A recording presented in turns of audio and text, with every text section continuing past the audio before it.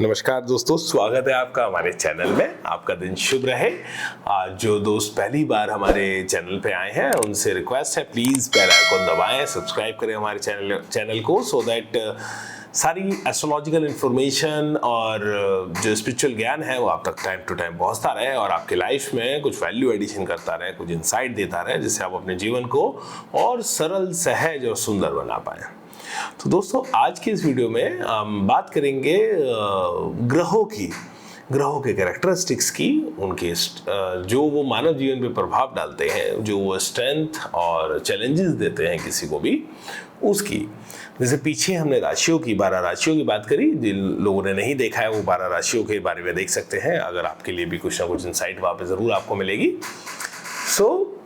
हमारा पूरा जोर इस बात पे इस चैनल का रहता है कि किस तरह से ये जो एस्ट्रोलॉजी की जो साइंस है, ये कैसे अप्लाइड साइंस हो, कैसे आपकी जीवन के डे टू डे लाइफ में आपकी मदद कर पाए।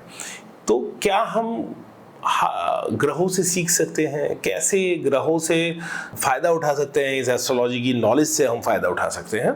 सपोज कई घरों में आपने देखा होगा पिता पुत्र का आपस में बातचीत नहीं होती, या विवाद रहता है, कम्युनिकेशन गैप रहता है, डायलॉग नहीं होता, या एक टेबल पे बाप बेटे बैठते हैं लड़ाई हो जाती है, या कोई अपने पिता को बहुत जल्दी खो देता है, या किसी का बच्चा उससे बहुत दूर चला जाता है।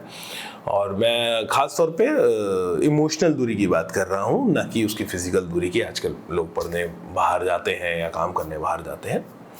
ऐसा क्यों होता है? तो शनि, पराशर ऋषि ने कहा है कि भैया अगर कहीं शनि सूर्य की युति हो, यानी सूर्य शनि साथ साथ बैठे हैं, उनकी कंजंक्शन है किसी एक ही भाव में, या सूर्य शनि आपस में परस्पर दृष्टि से एक दूसरे को देख रहे हैं, तो पिता पुत्र के में संवादहीनता हो सकती है, विवाद हो सकता है, या उनके बीच में किसी भी वजह से सर्कमस्टेंशियल या किसी वजह से दूरियां काफ़ी आ सकती हैं, या पिता को खो भी सकता है पुत्र। इस तरह से आता है, पुत्र पुत्री कोई भी हो, यानी संतान पिता को अर्ली उम्र में खो दिया।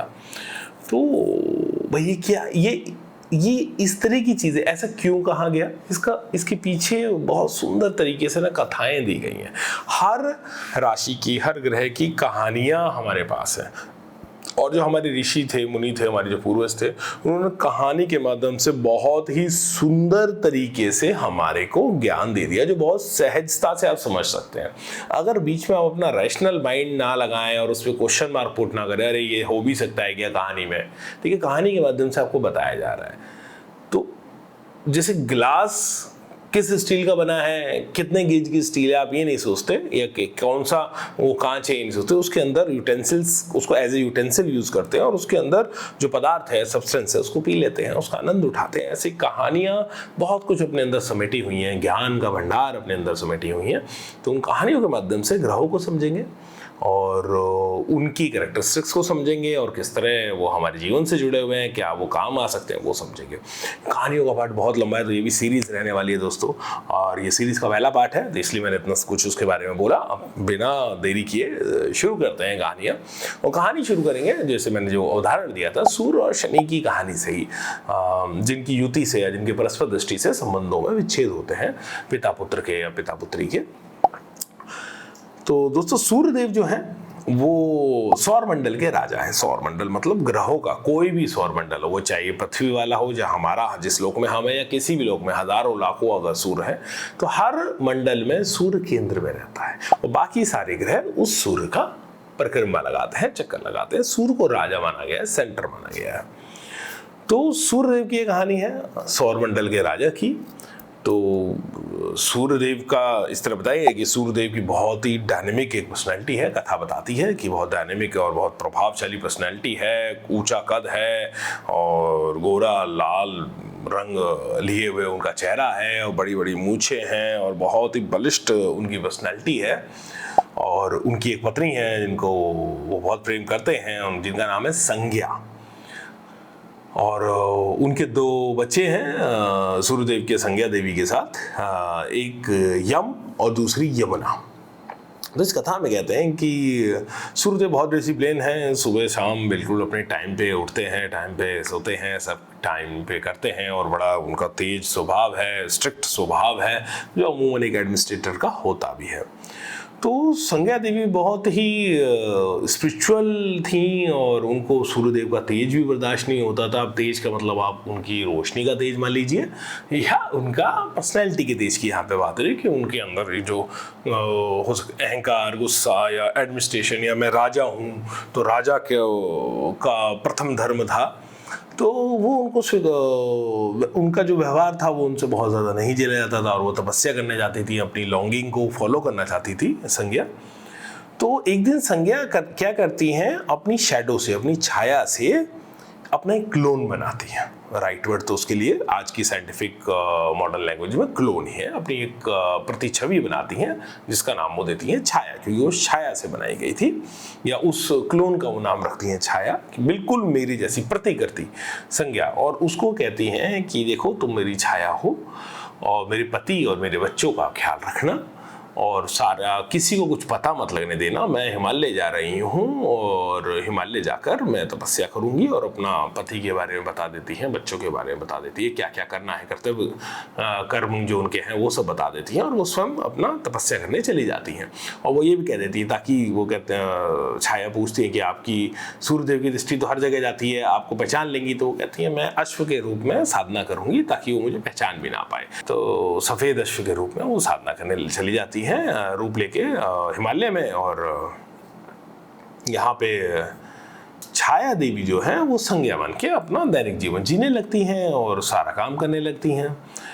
सूर्यदेव की जो छाया से भी एक संतान होती है कुछ वर्षों बाद, और जब वो संतान, यानी कि सूर्यदेव को तो अभी यही पता है कि ये संज्ञा है, उनको कुछ नहीं पता, मैं यहाँ छाया देवी कह रहा हूँ।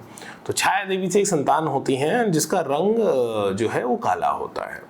सूर्यदेव स्वयं बड़े गोरे चिट्टे हैं, उनके बच्चे भी दोनों वैसे ही गोरे चिट्टे हैं, और उनकी पत्नी भी दिखने में गोरी चिट्टी है। तो कहते कि ये सांवली संतान कैसे हो गई? तो पहले तो वो बीवी को तो कुछ नहीं कहते, लेकिन वो बड़े अचरज में होते हैं कि ऐसा क्या हुआ कि सांवली संतान हो गई, ऐसा क्या दोष है। तो धीरे धीरे वो बालक बड़ा होता है और काफ़ी अच्छा वो बालक होता है, परंतु सूर्यदेव उससे थोड़ा सा दूरी बना के रखते हैं। कहते हैं रंग रूप पता नहीं कैसे है, ये रंग रूप एकदम उससे अलग कैसे, भिन्न कैसे चला गया।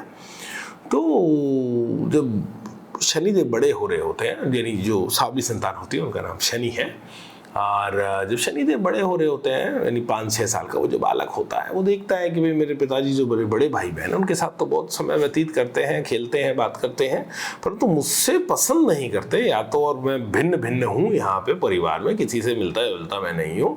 तो उसके मन में एक कॉम्प्लेक्स आ जाता है। यहाँ पे देखिए सेल्फ डाउट एंड कॉम्प्लेक्स, तो शनि इन दो चीज़ों के लॉर्ड हैं। तो सेल्फ डाउट आ जाता है, कॉम्प्लेक्स आ जाता है कि यार कॉम्प्लेक्स फीलिंग आ जाती है, इन्फीरियरिटी कॉम्प्लेक्स, ये क्यों हो रहा है? कोई बात नहीं, धीरे धीरे आगे बढ़ते हैं। क्योंकि माँ जो संज्ञा थी, जो माँ छाया देवी है, शनि उनसे कहते हैं कि माँ देखो मेरे साथ भेदभाव होता है, पिताजी उन पर ज़्यादा ध्यान देते हैं और मुझ पे ध्यान नहीं देते। तो जैसे माँ करती है, जो बच्चा कमज़ोर होता है उस पर ज़्यादा ध्यान देती है, जैसे जीभ करती है, एक जगह कुछ कचरा फंस जाए तो उस पर ज़्यादा ध्यान देती है, बाकी 31 छोड़ देती है। तो माँ जो थी वो शनिदेव पे ज़्यादा ध्यान देने लगी। इस वजह से नहीं कि वो उनके पुत्र हैं, इस वजह से क्योंकि शनि परेशान है, मेल नहीं खा पा रहे, थोड़ा हिचकिचा रहे हैं, सेल्फ डाउट में आ गए हैं। तो यम और यमुना को बर्दाश्त नहीं होता। वो एक दिन अपने पिता के पास बहुत रोते हुए जाते हैं कि माँ हमारे साथ भेदभाव करती है और माँ हमारे को प्यार नहीं करती, और माँ केवल शनि को ही प्यार करती हैं, शनि पे ही भेदभाव करती हैं। और कई वृत्तांत वो बताते हैं। सूर्यदेव को बहुत क्रोध आता है और सूर्यदेव कहते हैं दाल में कुछ काला है तो मुझे पहले से शक था, और मेरे बच्चों के साथ भी अभी ऐसे कर रही है, कुछ ना कुछ बात ज़रूर है। तो सूर्यदेव जाते हैं उस कक्ष में। तो शनि क्योंकि सूर्यदेव से बसते बसते रहते हैं, तो वो देख के पिताजी आ रहे हैं, कमरे में कहीं छुप जाते हैं। तो सूर्यदेव जब कक्ष में आते हैं, वो छाया से पूछते हैं कि बता तू कौन है? तू संज्ञा नहीं है और संज्ञा ऐसा कर नहीं सकती, कुछ दाल में काला है, तुम बताओ सत्य क्या है कि तुम शनि से ज़्यादा प्यार करती हो, यमुना से कम करती हो, और मुझे भी वो आभास नहीं होता कि तुम वही हो, तो अब बताओ मुझे क्या है। पहले तो छाया बहुत छुपाने की कोशिश करती है। तो सूर्यदेव, कुछ कथाओं में ये कहा गया है कि सूर्यदेव बाल पकड़ के पूछते हैं कि बता हकीकत क्या है, वरना मैं आगे और मेरे क्रोध के कोप की भाज बनेगी। तो छाया देवी बताती हैं कि भाई ये सत्य है, मैं छाया हूँ, मेरे को संज्ञा ने बनाया है और मैं उन्हीं का क्लोन हूँ, और वो ऐसे ऐसे साधना करने हिमालय पे चली गई हैं। तो सूर्यदेव को सारी बात समझ में आती है, उनको समझ में आता है भाई इस स्त्री की कोई गलती नहीं छाया की, और ना इनके पुत्र की गलती, वो छाया के पुत्र हैं, इस वजह से शैडो के पुत्र हैं, तो ठीक है। तो वो उनका रंग वैसा है या जो भेद है उनको समझ में आ जाता है, परंतु दूर छुप के शनिदेव भी सब कुछ देख रहे थे कि किस तरह माँ के साथ कठोर व्यवहार हो रहा है, किस तरह जो उनके पिता हैं वो माँ के साथ व्यवहार कर रहे हैं। तो वो तो और भाई साहब चिढ़ जाते हैं और डर जाते हैं और सहम जाते हैं और डिटैच हो जाते हैं कि इस घर में है कौन, फिर भाई बहन मेरे नहीं, पिता मेरे नहीं, और इस तरह का व्यवहार और हिंसा हो रहा है। वो डिटैच, वो तो उस दिन के बाद से वो गुमसुम चुपचाप रहने लगते हैं।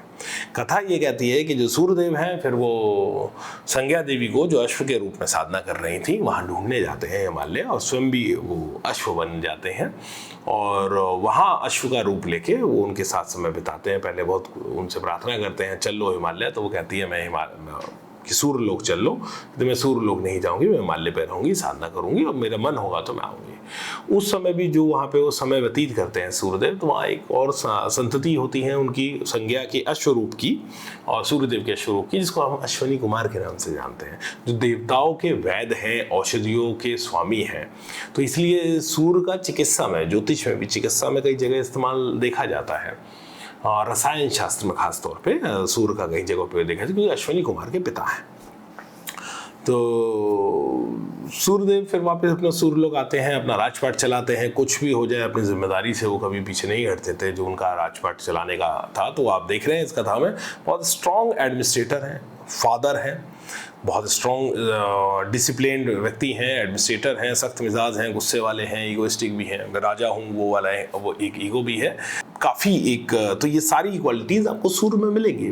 वहीं एक शनि है जो भाई साहब डिटैच हो चुका है, जिसमें चाइल्डहुड ट्रोमा है। तो चाइल्डहुड ट्रोमा भी आप देख सकते हैं सूर्य चंद्रमा की स्थिति, यदि कहीं शनि की दृष्टि या कोई चौथी पड़ती है तो चाइल्डहुड ट्रोमा आता है, और भी की तरह से आता है, ये भी एक है।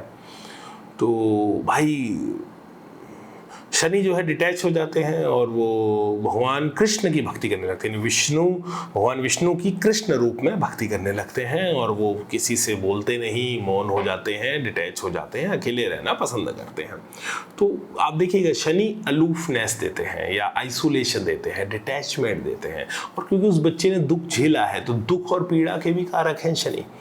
तो इसी तरह ये कहानी से आप दोनों को, ग्रहों को काफ़ी समझ सकते हैं। आगे इस कहानी में जैसे कहते हैं कि जब वो बच्चे बड़े हो जाते हैं तो क्योंकि शनि को लगता था कि उनके साथ इनजस्टिस हुआ, तो वो बहुत जस्ट हो जाते हैं, राइचियस हो जाते हैं, जो सही है उसका साथ देते हैं, जो गलत है उसका विरोध करते हैं और हमेशा सही बात कहते हैं। और उनकी ये बात उनके भाई बहन को भी बहुत पसंद आती है, सूर्य को भी बहुत पसंद आती है कि शनि काफ़ी राइचियस हैं और जो सही लगता है उस बात को कहते हैं। तो जब लोकों का वितरण हो रहा था, सूर्यदेव को जो अपने अपने पदवियां देनी थी अपने सूर्यलोक में, तो उन्होंने शनि को न्याय का देवता बनाया, कर्मों के न्याय का देवता, कि आपको मनुष्यों के, जीवों के कर्मों का फल देना है उनके जीवन में, ये आपकी जिम्मेदारी है इस भाचक्र में। वहीं यमलोक का देवता उन्होंने अपने अग्रज पुत्र को बनाया, जो शनि के बड़े भाई हैं यम, और उनका जीवन वर्ण से लेना देना है, उनको यमलोक की सारी जिम्मेदारी दी। और जो यमुना थी उनकी पुत्री, वो पृथ्वी लोक पर आई और जीवन यहाँ पे उन्होंने दिया, जो यमुना माई, यमुना नदी के रूप में हम देखते हैं।